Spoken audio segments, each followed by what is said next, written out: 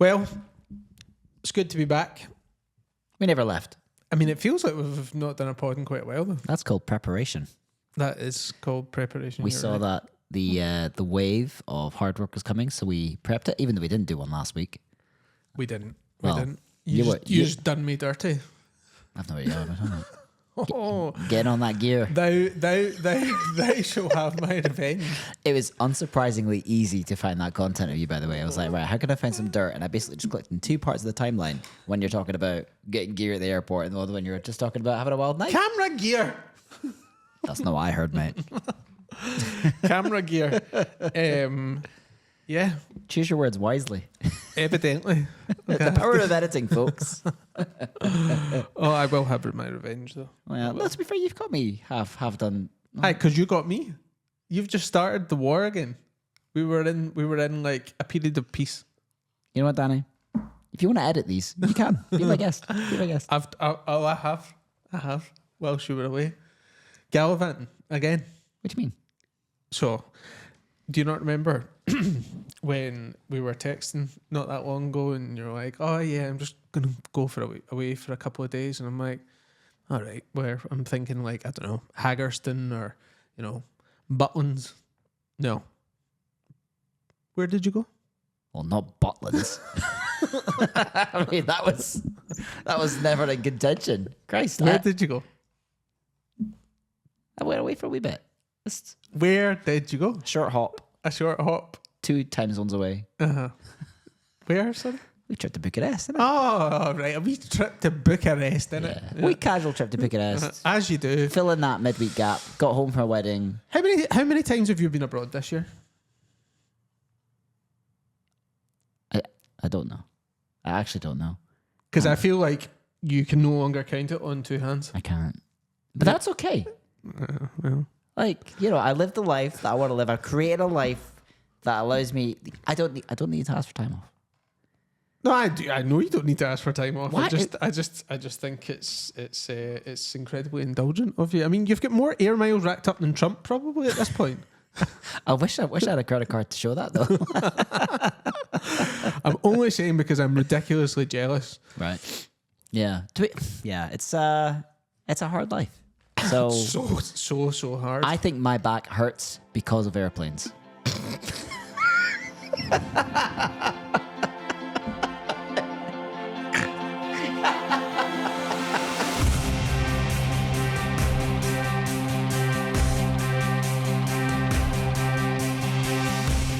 Welcome to That Wedding Videographer podcast. I'm Jase. I'm Danny. And today we want to talk about something we use quite often. I'm sure we spoke about it in the podcast before, but it's something we use so often that it's worthwhile just talking about again. Oh, it's a topic that doesn't really get old, to be honest. If anything, more questions pop up as time goes on. It evolves all the time. There's new features getting added to it. It's something that is super important to any business, and I think everyone... as soon as you get an ounce of understanding of how you're working it, things change again, and it's always evolving. Of course, we are, in fact, talking about Instagram and other social media things potentially, but mostly Instagram and what our tactics are when we're thinking about posting on that app. Yeah, I think Instagram probably specifically because that is, I would say, for the most part, where most people will spend the majority of their time, and certainly in my case, and I know in the majority of other people's cases, that Instagram is where they probably get the majority of their business from. Mm-hmm. Yeah, I think most people spend the majority of time either on Instagram or on TikTok, but we kind of know that TikTok is a bit of a weird... it's more somewhere where people would just go for like kind of entertainment, whereas Instagram seems to be a place where people go for inspiration. I think people would say don't put all your eggs in one basket. When it comes to social media, because if Instagram went down or if you got hacked for something. Well, look at Facebook. If everybody's put their time into Facebook, and now Facebook, for the most part, I know you still can get bookings from it, and people do, but for the most part, it's obviously it's not as plentiful as it used to be. But if you're not posting on any of them, that's obviously an issue. But posting on Instagram, I think we see it quite often where we see people posting something, and you and I would look at it and go, we would have done that differently.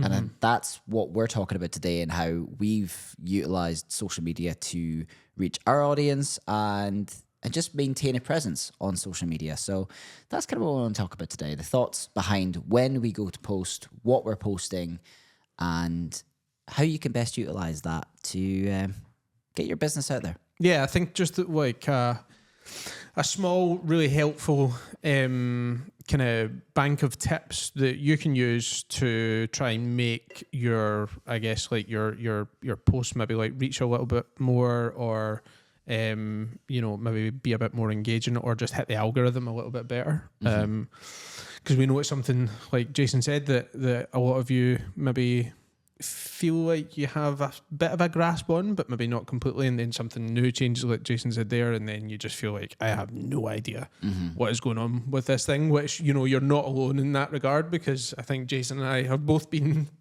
there and probably will be there again at some point. Yeah, the fact is the algorithm changes all the time, and no one really has a definitive answer as to what the golden rules are. No. The things we're going to be discussing are things that have worked really well for us. So it's staples. Yeah, staples. And I think the one thing that is key to remember is that whenever a new feature is launched, that is something that the app wants you to use. They want you to use that, so they will push that. So we'll talk about some of the newer features that have been introduced this year, and some of the ones that maybe have even been this month, because there's been a couple that have been this month that I haven't even tried yet.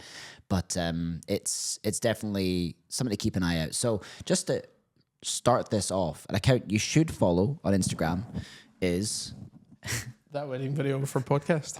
Exactly. For those that were not watching this on YouTube, he just twisted my ball because aesthetics are everything. Is Masuri. He's the leader of Instagram, and occasionally will always release tips. So he's very open about what features are being launched and what he, as a leader of Instagram, wants you, the user, to do on Instagram. So it's a really useful account to follow. So right off the bat, get that account followed, and you'll get tips weekly on what to do on Instagram. And that's essentially where I get my inspiration from. So that kind of kicks us off, really. Yeah, cool. So how, I guess, first important question, because everybody uses Instagram differently, don't they? Like, so how do you use your Instagram? Specifically, like, what's its purpose? Yeah, my main purpose of Instagram is to showcase the teasers of work that I do regularly. That's the main point. So just teasers? Not just teasers, but that I would say is the main platform. When people go to my Instagram page, they can see a great example of what my regular work looks like. Yeah. I say regular because like I do post quite a lot of my teasers. They are usually quite unique, and I do usually spend a bit of time on each one. So I'm quite happy to share the majority of them. Not all get shared because sometimes the vibe of the wedding, there was nothing wrong with it, but it didn't quite match. And I make my edits to fit the style of weddings that I want to do. I edit the film to the style that the wedding was. That doesn't necessarily comply with the style of wedding that I want to do. But that's not my fault or their fault. It's just the way that the wedding goes. So sometimes it's super emotional, and I won't feel the need to share that. So my body of work on Instagram is mainly to show that. However, I like to embrace the entertainment formula and also education.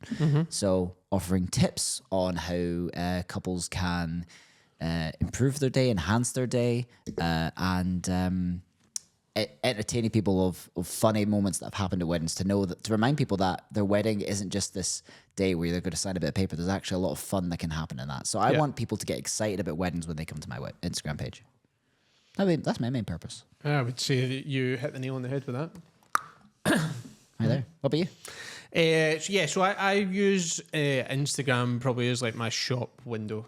So like it's I kind of treat it more kind of like, I guess, businessy, like, in the sense of like I'm very active on it, but very active on it for a reason, to obviously just stay front of mind, and just so that people, I guess, can kind of like see a bit of like a window into like my life with the boys, for instance, in Kirsty. And yeah, I'll post, teasers and like highlight films on there. Wouldn't post maybe like a feature film on there. I know some people do. I just think that realistically, nobody's going to sit through,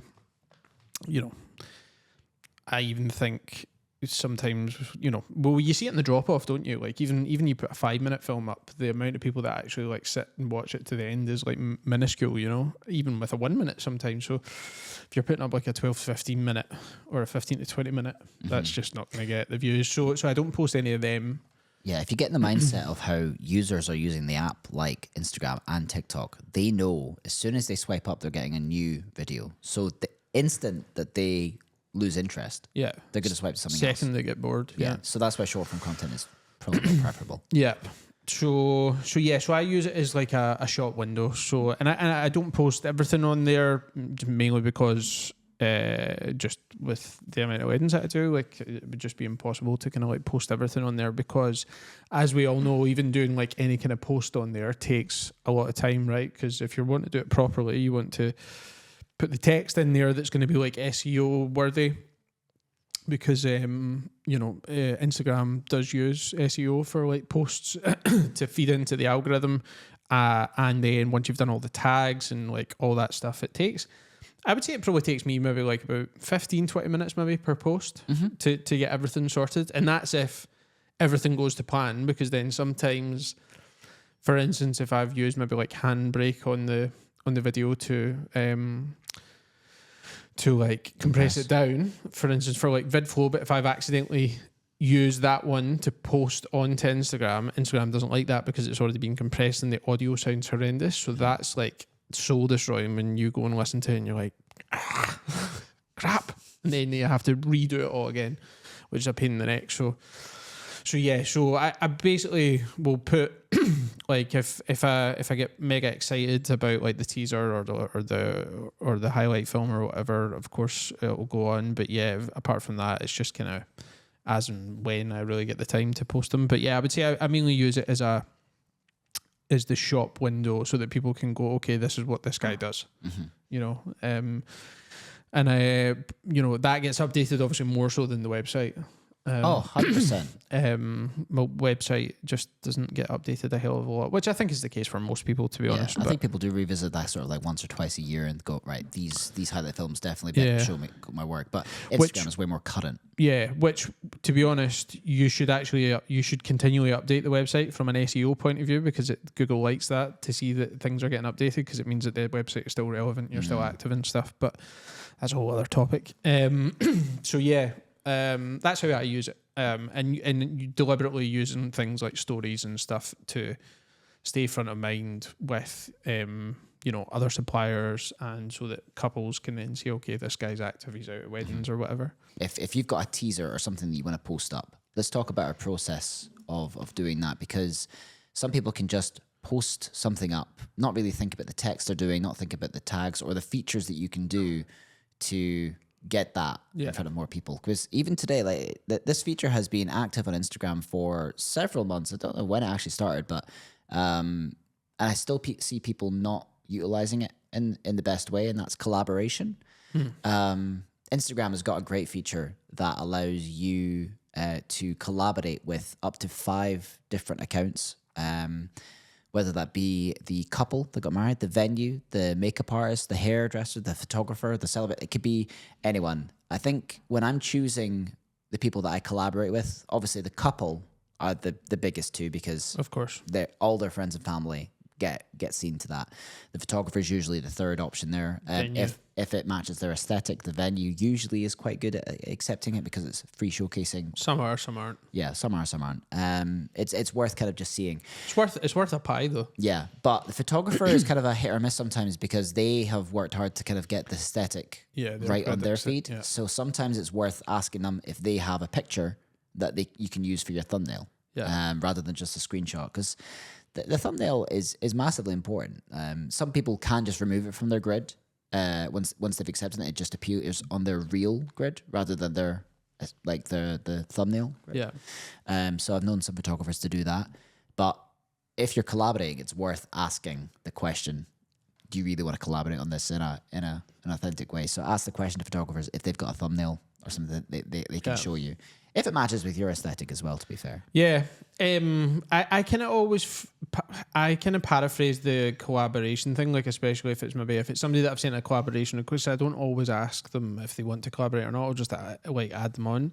But for instance, if it was like a photographer or something like that, knowing that they've maybe got like an aesthetic for their grid, and maybe I've sent one before and they've not accepted it or whatever, I'd say like I'll send you a collaboration request. You know, don't feel obliged to take it. But if you would rather, like you said, then if I can have a thumbnail, you know, a still that you can send me as the as the thumbnail for it, which I feel works better, because then on their grid it doesn't look out of place. Yeah, because you're likely to have maybe like different color grading, you know. So something that I'm fairly sure has been rolled out to everyone now, because I know previously you didn't have it, but now I think you do. Yeah. Is historical edits on your collaborations. So, for example, if you send out an invite and someone doesn't accept it, like the venue, you can take them off and add another supplier to that, which means you're always maximizing the 5, because that's going to get your reach higher. I mean, if you think about a makeup artist, that someone probably booked a makeup artist before they booked you. That can often work.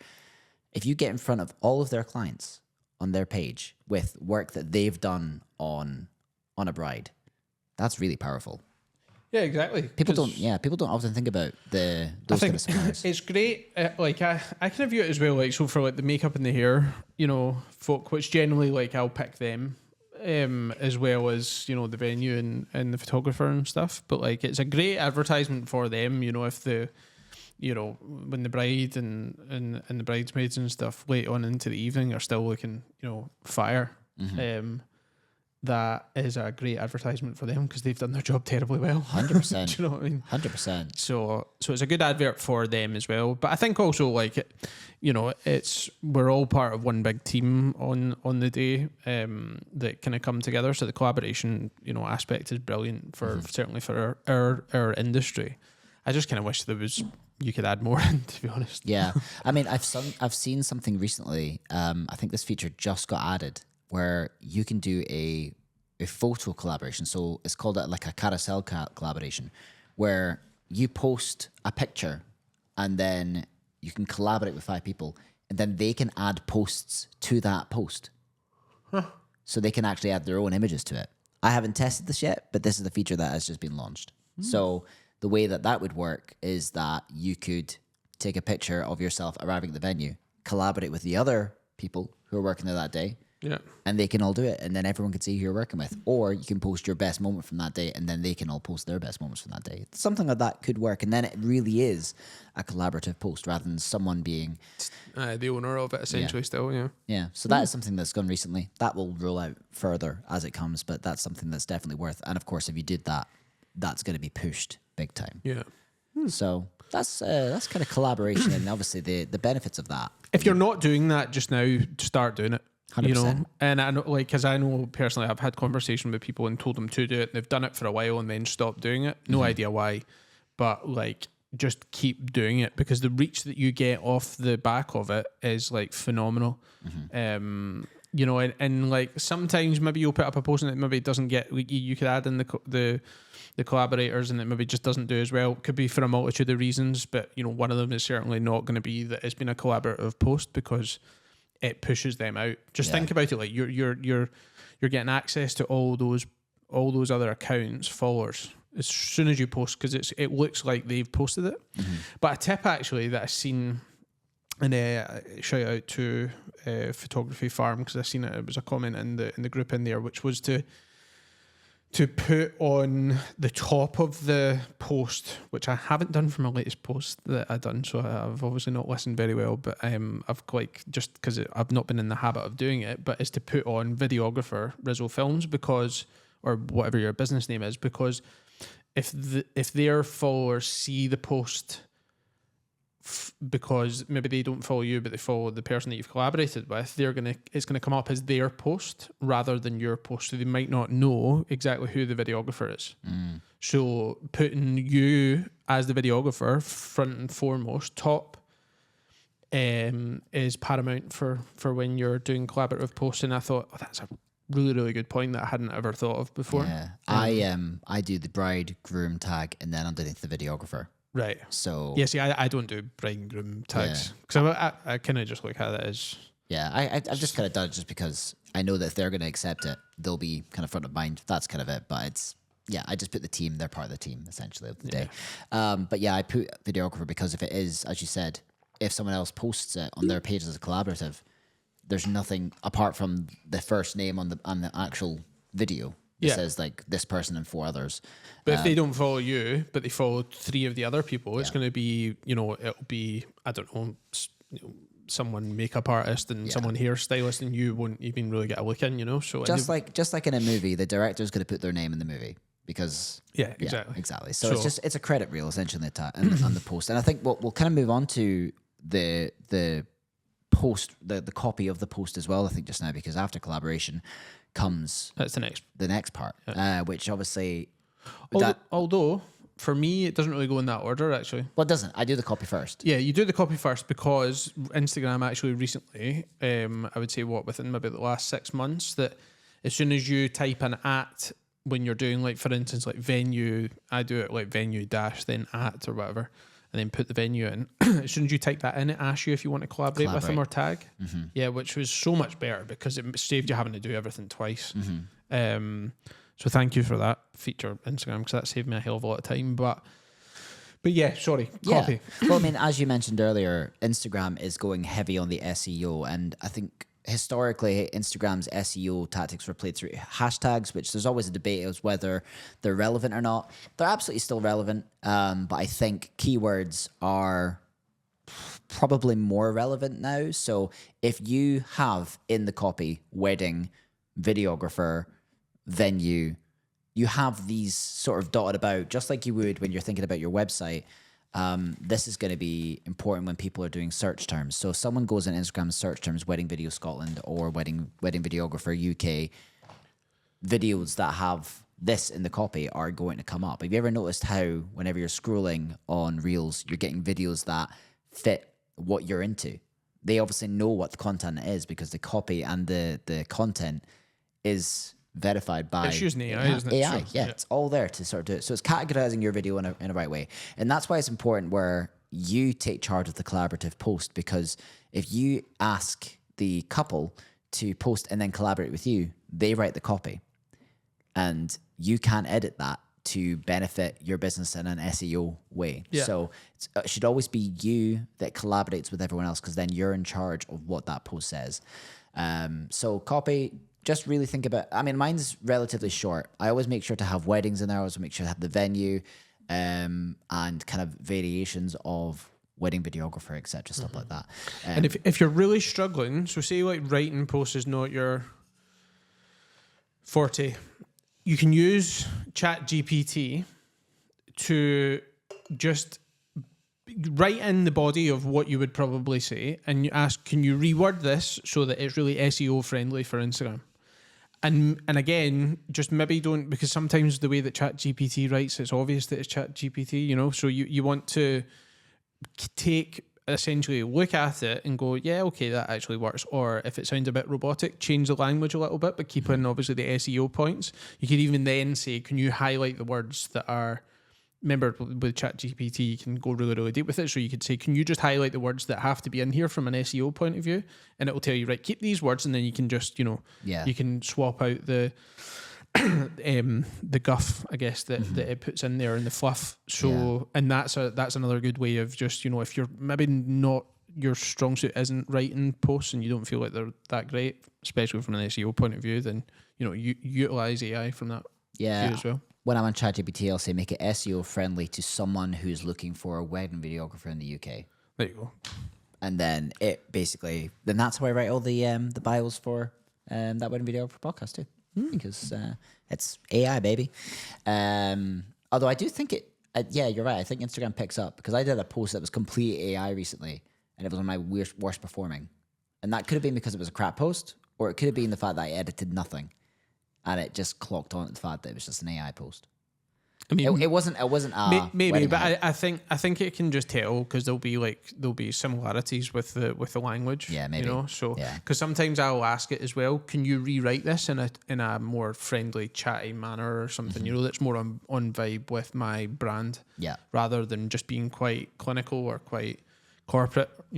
So because remember, especially in the industry that we're in, it's not corporate.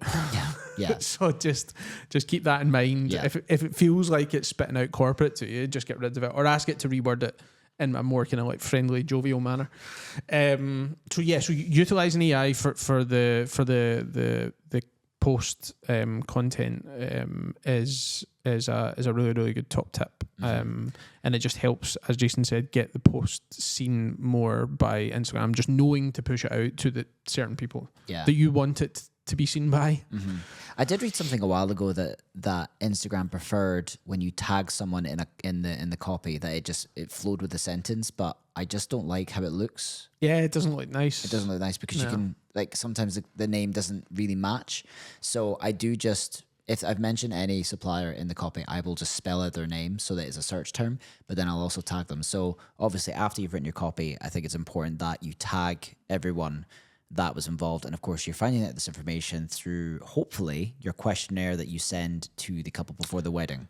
Another top tip. Oh, hit me. Right, just whilst we're on that subject. So that can be a little bit of a tedious, laborious process, right? Because sometimes, think about it, sometimes the couple don't put in, they unless you're asking for it specifically, they're maybe not going to think to put in the Instagram handles. Maybe just put the names in. So then you need to go and search Instagram. So in my questionnaire, I actually say, can you list all of the Instagram handles for all of your name and Instagram handle for all your suppliers, and it just saves you a job. Because they're going to have them anyway, and they're going to know them. To be fair, the way you do it is actually better because you can highlight all of them and put them in a notepad. Whereas I've got them, copy paste. Yeah, because I've got them in individual things like, what's the supplier? What's their handle? What's the supplier? What's their handle? And that's in separate text boxes. Right, no. So because not every wedding has everything. And some ones have it extra, so it's just one big text box. Yeah, I mean, I've got the ones that are core everyone, and then there's one box at the end for like anything else. Okay. So, but yeah, because I'll end up having to copy all of them and then put them in individual lines. Yeah. So just one big text box is the way that I do it, and to be honest, that saved me so much time. Because before, it would be completely hit or miss whether or not they would even put much in at all, to be honest, and I would have to ask them, whereas now it says, please list all suppliers, including tags, and I think maybe like one or two since I've done it hasn't done it. Yeah. And I've had to kind of like chase, so it does work. But anyway, that was just a little side tip. And additionally to suppliers, something that I do, I'm not sure if you do this because I've seen one of your questionnaires, but I actually go deep into the wedding party. So who? Oh yeah, I don't. Yeah. Who's your maid of honor? Who's your best man? What are their handles? Who is going to feature in this wedding video that's going to want to potentially share it? So I will ask for the wedding party and their Instagram handles too. And then they don't appear in the copy. They appear in the next section, which is tags and collaborations. So they're not going to collaborate with, but I will tag them. So the difference between, it's quite weird because sometimes you have to tag people twice. Like you'll tag them in the copy, and then you have to go to tags and you tag them in there as well. They'll obviously get a notification if they've been tagged, and it'll appear in their little tagged feature grid. So I will tag all of the wedding party that have got that allow you to tag them because some people are private. There you go. That's actually something I might start doing as well. Yeah, and then additionally, on a story, once you've obviously you've posted this out, it goes live. I'll then share that as a story, and I'll write every single person that I've got on that story, so that then they can share the story. And it's just a way of you're basically hitting people 3 times with your content. Do you know what? See, on that note with the story thing, do you know what? I wish there was a feature that could just say add all tagged from post. Yeah. How much time that would save you. Yeah. Because that's also, I would say actually that's one of the most laborious things, because you need to have on a separate screen all of the ones that you've tagged, because you can't actually see it from the actual post tag. Do you know what I mean? Oh yeah. Yeah. That would be so useful. How Instagram, get on that. What's your man called? Musetti. We're going to tag you. We're going to tag you in a short. We're living in misery, Musetti. But that would make it, certainly for us who are tagging, 10 plus accounts 20, on a story. 20 maximum. Yeah, on a story. It's such a tedious process. It should just be some kind of option, like all the other options that you have for stories, and just add all tagged suppliers from post to this story. Yeah, and you might think, oh, that's like loads of names and stuff. Although to be fair, I would argue that if you are sharing a story, you should really make the writing of the people who are obvious in that quite big. Like if there's a photographer and people look at the work and think, I want to know what the photographer is, they'll be able to click on that name. Like sometimes people just minimize the name so it's small. Yeah, I don't. I keep it quite big. But yeah, if you keep it big, then that way people can see. And they can who's click on part of them. And you can click on it. They can click on them. So if they're like, oh yeah, that's like our photographer, let's go and see what they done at that wedding. Exactly. You know? Yeah. So that's kind of the next tip. So I would say as well that once you've got all this stuff done, it might be quite. You might think, oh, when do I do this? Like obviously the couple have seen the video. Do you wait till the next day? But if the couple have any chance to download that video, they're gonna want to post it. They're gonna post it, and they're gonna post it without you getting the benefit of their audience and your SEO. See, just slightly before we move on to this topic, like how do you, because you don't seem to have or care so much about like the time that you're posting, do you? Nope, I don't care. Yeah, see, I would say that for me, I've had much greater success with posts by sticking to specific times, and I think that's maybe where we differ on opinion on this, because I've tested it out and I've tried putting a post up at 1 o'clock in the afternoon, and it's not done nearly as well as a post of the similar caliber. See my thought on it, right? Whenever you log into Instagram, the 50 top accounts that you follow, if they've been active recently, are going to see your content regardless of what time. I've been online and I've seen content that you've posted 2 weeks ago because it eventually made its way around. I just don't think it matters. If someone's going to see it and it gets responded in a certain way, it's going to get pushed up the algorithm regardless. I posted the video last night at 10 o'clock.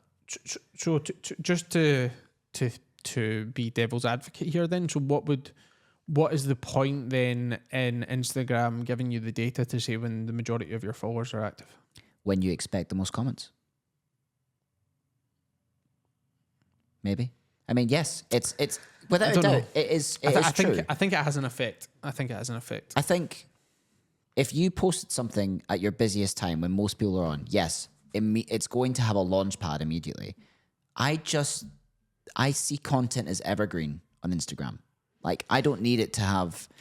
I think 24 hours is enough time. Like, how could posting a video... How could a time that you post it matter when you and I have both had videos that have gone viral after 3 weeks?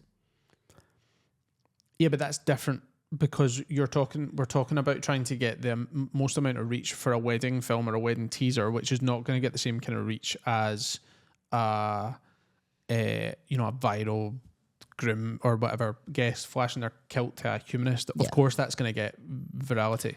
If you're talking about the absolute instant best chance for success, your tactic probably makes more sense because you are going to get the audience, the largest number of audience initially.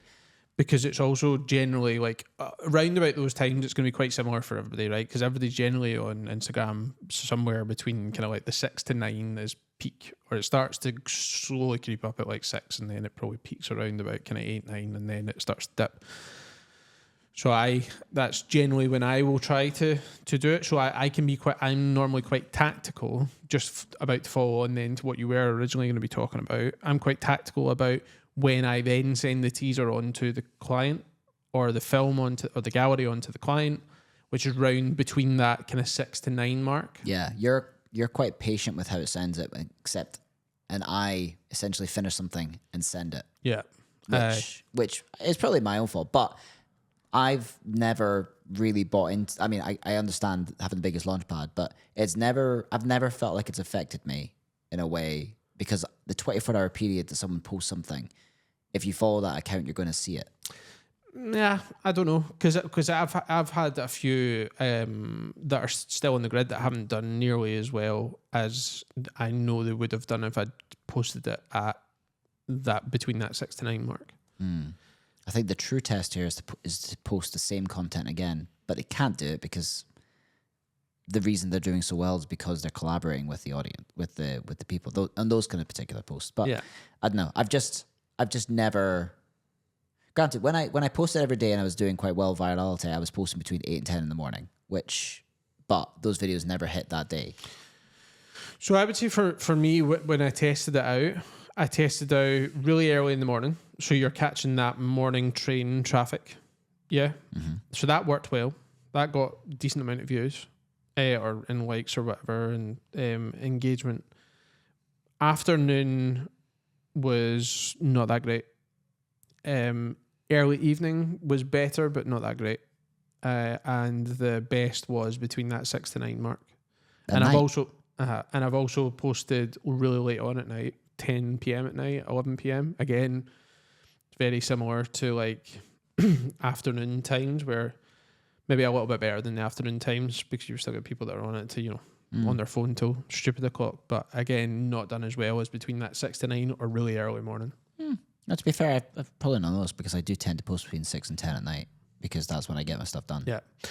So I guess the purpose of this conversation was just to say, just have a little kind of like, you can have a play about as well with to find out what your audience is. But I would say generally for all of us, it's going to be around about the same time. They're going to all form the same kind of habits.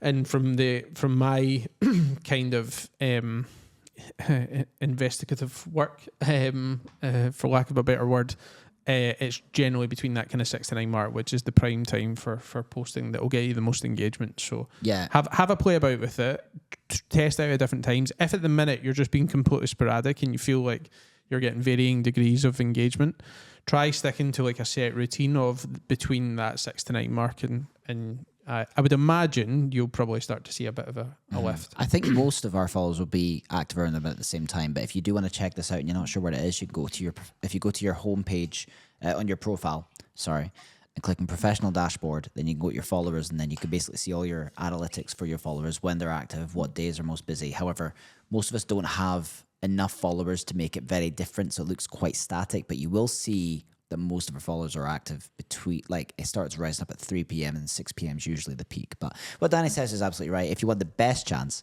the obvious time to post is when they're busy. My experience is that I personally haven't felt like I've suffered from that, but it does make sense to obviously post at the busiest time. So my thought process as to when I'm creating these posts is that I want to have absolutely everything ready before I've even sent it to the couple, because once they see it, they're going to get super excited, and then immediately you can go, yes, I'm glad that you love it, happy to collaborate, and of course they're going to say yes. If they say no, then your heart sinks a little bit, but it just never happens.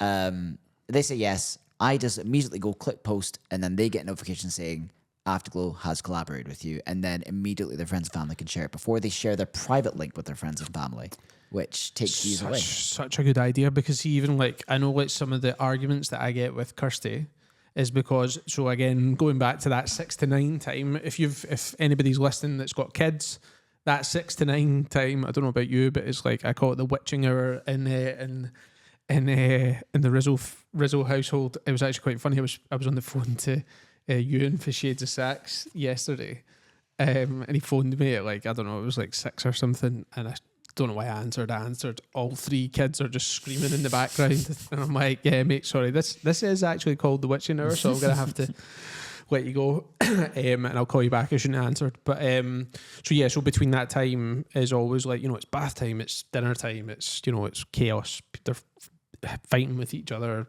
try to attack you, and it's chaos. So, quite often I've not been doing that whole create a draft post. But that would just, if I do that before I pick the boys up from nursery, and it means that I can still send them at the optimum time, which is between that 6 to 9 time, and then I only need to press 3 buttons or something. Yeah, because as you said, like, you think that this process of posting something is just going, a couple minutes here or there. It takes 20 minutes. And like, not. I've got Jean in the background, like, going like, we just get off your phone. I'm like, I just need to get this done, because if I don't get it done, they're going to share it first. And it's a panic. If I have it all ready and I've sent them the private link, it's already uploaded on my MediaZilla platform, they've seen the private link, I've got it good to go on Instagram on one tab, and then they've got it on the other tab on WhatsApp. So I'll WhatsApp the link to them. Yeah. Usually I'll ask them if they want a video, like a reaction, or like send me a voice note, and that I get an immediate review from them.